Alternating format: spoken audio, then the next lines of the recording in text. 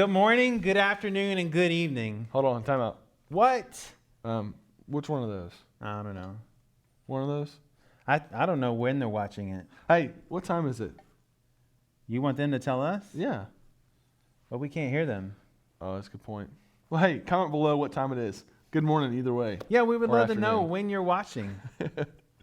So here we are with this week's version of Patrick and Casey with the Disciple Making Parent series. And as we get content, we are in chapter 13 this week. 13. We've been doing this for 13 weeks? 13 weeks. We've been Wow, knocking man. this out. So if you are following along, or if you picked up the book last week, then we mentioned, chapter 13 is about restoring broken heart connections. Ooh. And I think what it's really kind of getting at is when we have used our words or our actions and they've hurt someone, what do we do? Man, that's such a good point because, That's the topic. the last 2 weeks we've been talking about skillful communication. Yeah. And I think this week we're going to talk about really how important that skillful communication was. What happens when And we're what not happens skillful? when we're not skillful at communicating. Ooh, that can lead to a Hey, broken I'm going to let relationship. you talk about this because I'm going to go over here. Man, I need to go over here because I'm just saying, this is an area that I continually have to work on. This is an area I have to continually work on. Well, hey, at least we're on the same page. Right. So let me just be clear. We're not experts in this. And No. honestly, we're talking a lot about how we can handle things. Mm-hmm. But the big thing that we're going to be trying to do is just implement it. Yeah. There's a theory and then there's reality. Right. And a lot of times in our minds, we think that one is better than the other. But ultimately, we need to be practicing what we're preaching. And so today, the big topic, the big thing that we're going to be talking about today, and this is for you at home as well, is the difference between I'm sorry and I forgive you. Oh. So that's a tough one because, Right. man, especially in our culture today, the I'm sorry part of that should just cover everything, right? Yeah. Well, I think a lot of times we say I'm sorry, but really it's that phrase like sorry, not sorry. I just want to yeah. say it so it's better. Good But I hashtag. don't really care if I'm not really sorry, but I'll say it. I'm sorry. So it's like the words without the meaning and the words without the emotion of really being sorrowful Oh, yeah. has left us. I think at this stage sometimes where we hear it and it's like, okay, whatever, cool.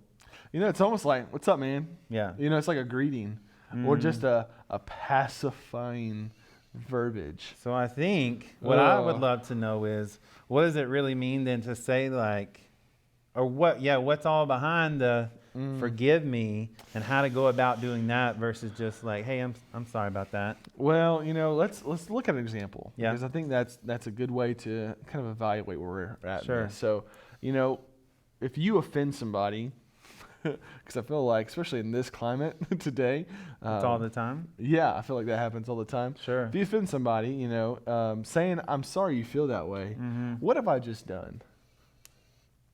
I don't know. I feel like to me you just told me I took you wrong, or I don't know. I interpreted.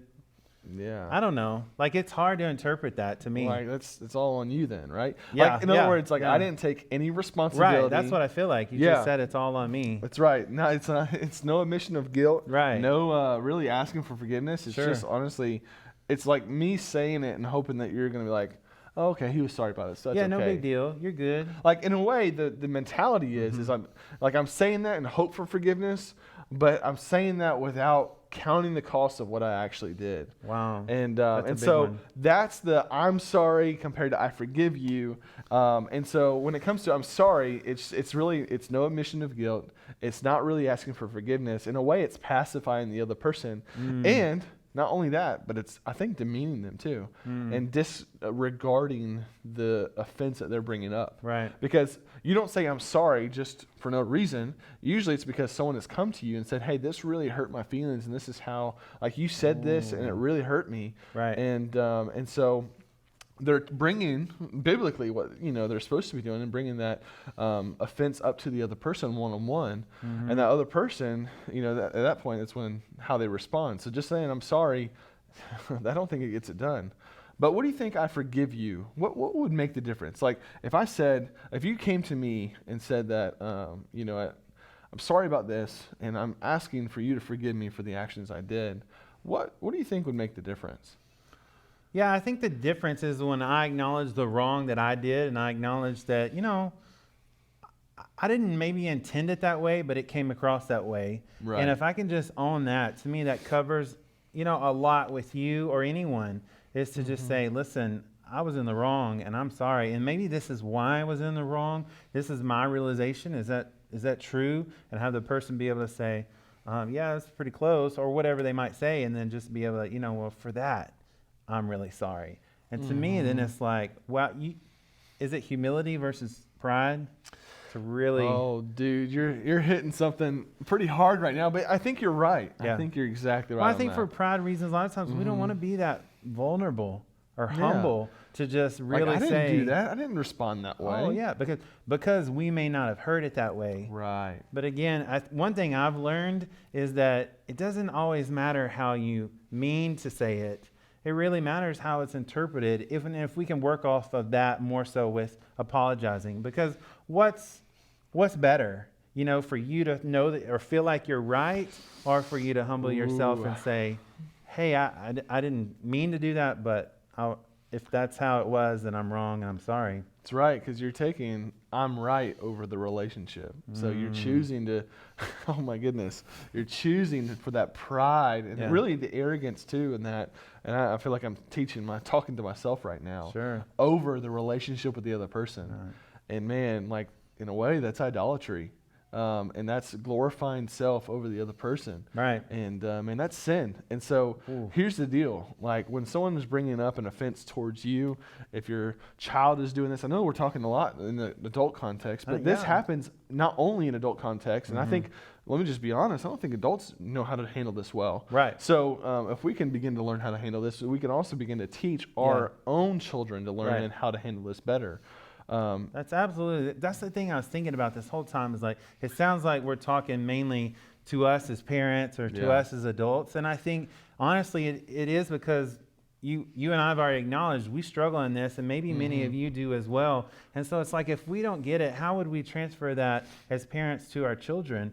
But back to your point, I think it has to start with us. And then our job is to try to help our children understand and to demonstrate that. You said something like, how can we be an example, or how do we exemplify this for our children? I think it's got to be first with us.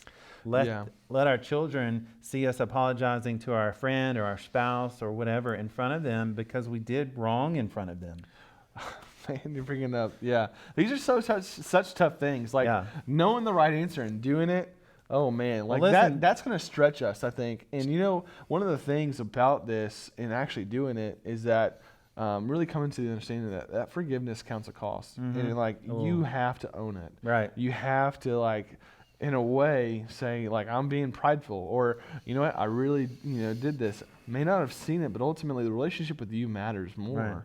Right. And so I hear you. Hey, just because I'm speaking these things, I mean, please don't think that I am an expert or I'm good at it, because I think the book has, and life experience has shown me maybe how to do things, but then just because I know how doesn't mean I do them. And maybe a lot of you can relate to that as well. We know the right thing, but in maybe a heat of a moment, man, it's just like I just don't want to do it.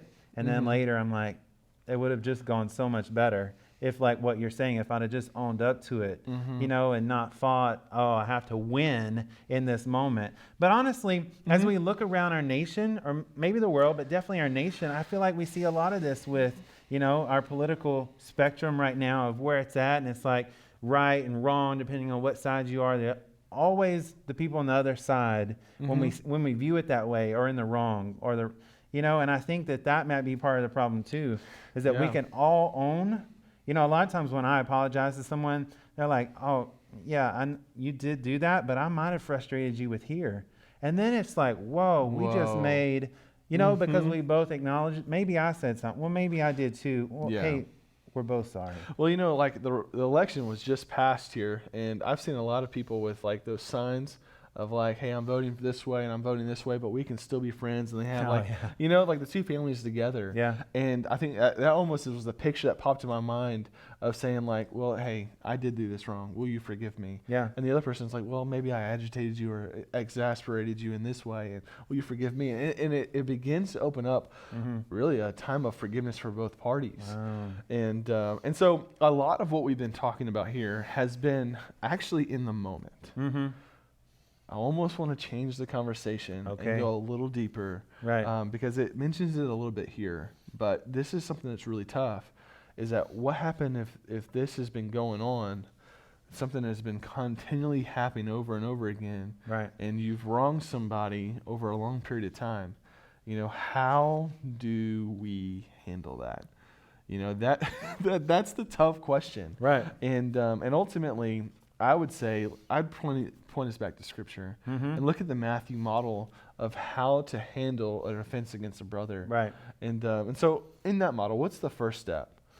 Well, I think the first step would be to be, if we realized it, I would have to give that caveat. Like, we realized it, we want to go to someone, to go to that person and just say, hey, I need to share something with you. I feel like I wronged you, and I want to confess it. And it was, to me, I've talked to God. God's shown this to me, especially if you're Christians.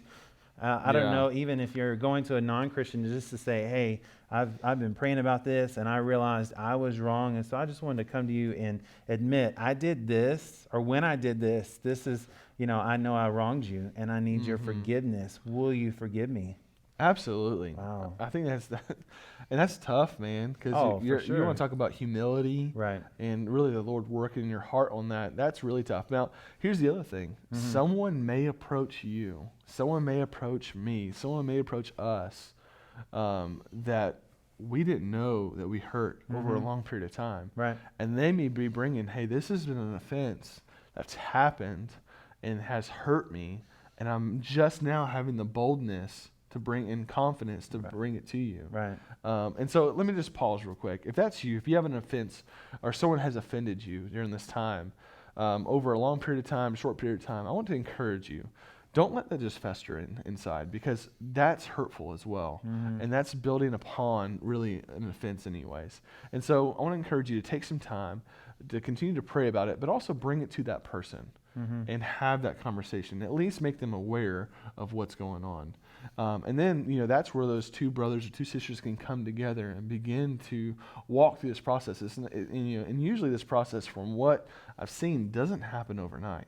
This is something that happens week in, week out, and month out, and maybe year in, year out. Right. And part of that biblical model is that if they don't listen the first time, bring in someone else in that's seen some of this happening. Yep. In a way to give some validity to it, but also to be a mediator between the conversation. So this is tough, man. So I think the last thing I just want to hit on is, again, this has been a lot of maybe adult to adult. Right. But you might, as a parent, have recognized in the last few weeks or months, or maybe during this whole COVID-19 kind of thing, that you've been a certain way, maybe after watching this, or maybe God's been saying something to you and you just haven't stepped out to apologize to your kids of like, hey, I've been super stressed and I've taken it out on you quite often, and maybe you didn't realize that, maybe you did. Right. Wow, I don't know. That's a lot to unpack for a kid and try to do that. But to me, I think if you could do it in a way that you didn't just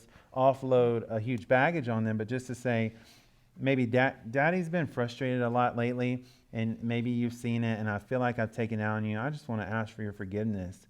And I think that would be such a great bridge to their emotional connection to us as parents, to them trusting us more, and then again modeling it, just what that might look like, Right.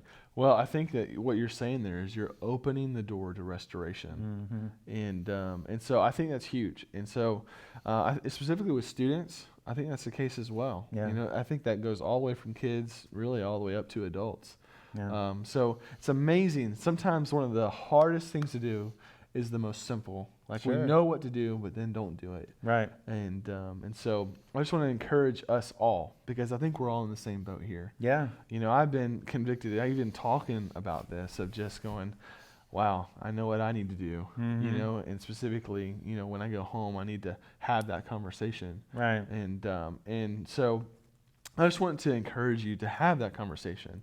Be bold enough and don't let pride get in the way of really restoring that relationship. Yeah, so just to recap a little bit, Uh-huh. if you recognize you have wronged someone, your child or another adult, I think the first thing, recognizing it, two, going and asking for forgiveness from them and being specific. Yes. Like specifically this and this, and then waiting and allowing them. And I think one thing I heard you say this is why I wanted to recap it, is maybe waiting on the full forgiveness for someone.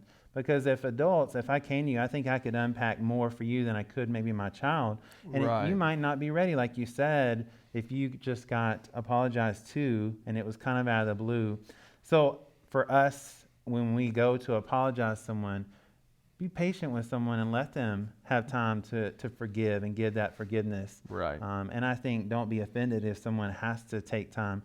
But be specific, admit you're wrong, and then wait on that forgiveness, I think is a good recap. And it really, one thing you also said, spans the whole gap. For us as parents to our kids, or parents, for adult to adult, or maybe even as we get older.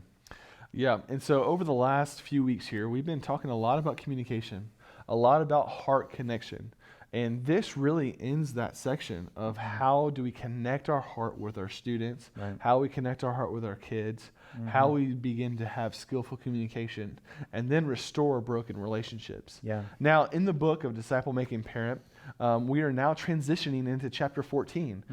And so this next section is really talking about the power of the Word. Wow. The Word being, of course, the Bible, God's Word. And so this next chapter is going to talk about nourishing children in the Word.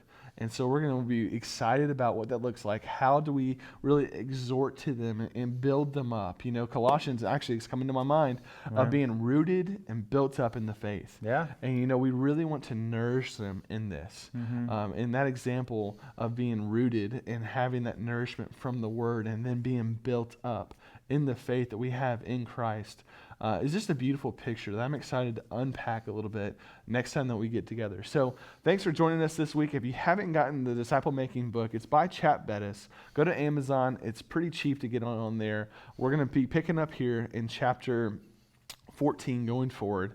And so go ahead and join us. Look at nourishing your child in the Word, and we'll see you guys again next week. I like how you do a lot of stuff, hand movements. Yeah. I think that's really good. I need to do more of that.